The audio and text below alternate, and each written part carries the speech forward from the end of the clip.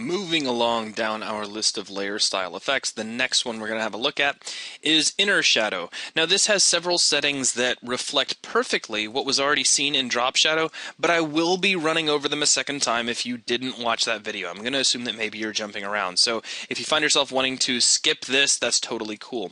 The idea of inner shadow is to produce a shadow effect within the solid pixels of your layer. And as you can see here, the result is something that looks kind of punched out.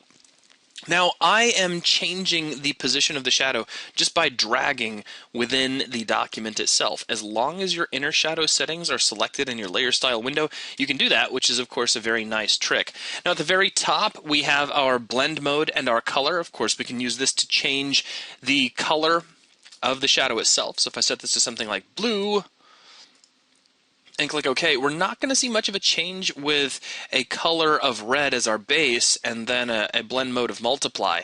But what I can do is change our blend mode over to color, and you can see that we are indeed shifting over to whatever color we happen to choose. So if I switch this to green, you can see the result in yellow and so forth. So pretty straightforward, but for our purposes of example, I will leave the blend mode set to multiply and the color set to black. Next we have opacity, which by default is at 75%, allowing you to see a little bit of what's going on underneath the shadow. You can make this very faint or extremely intense all the way to full black. Next we have the angle of the shadow. Currently this is slaved to the global light, so if you make any changes to the global light settings by going under your layer menu and jumping down to layer style global light, those will be reflected here. Alternatively, if you make any changes in here, they will affect the global light and any other layer styles that pay attention to the global light, so be aware of that. If you don't want to use or affect the global light source, be sure to switch that checkbox off before you make any significant changes. Now, the angle combined with the distance control the positioning of your shadow, which I was adjusting earlier just by dragging inside the document. And you can see that is updating the angle and the distance of the shadow in real time. And if you want to make manual adjustments to those sliders and to the angle, of course, you can do that. Next, we have some controls that adjust the shape of the shadow itself, being the choke and the size. Size is going to create kind of a blurring effect, and what that's doing is giving you a greater band of transition between full opacity and complete transparency. So you can see that kicking up. Now, if you push that too far, choke, on the other hand, is going to take the fully opaque area of the shadow and spread it out just a little bit further. So if you end up kicking the size up far too much and you need to get a little bit more definition back in your shadow, you can bring some choke back in to do that. But in this case, because we have such a tight area, we do have to be very, very subtle with how we use that setting.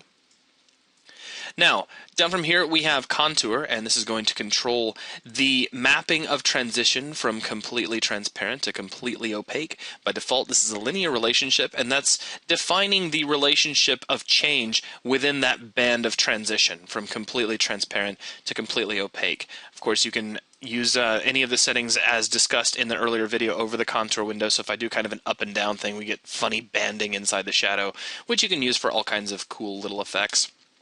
However, I will cancel that out. Next, we can apply noise with our slider. So if you need a little bit of graininess added to the shadow to help it more appropriately blend in with a background, you can do that here.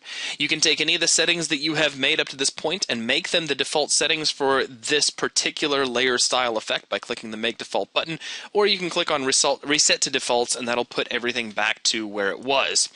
So that's it. That's just a rundown of all of the settings for the inner shadow effect. Once again, that is just a way to have a shadow which takes place within the solid pixels of a layer, resulting in this kind of punched out effect that you see here. That will wrap things up for this video. Thanks a lot.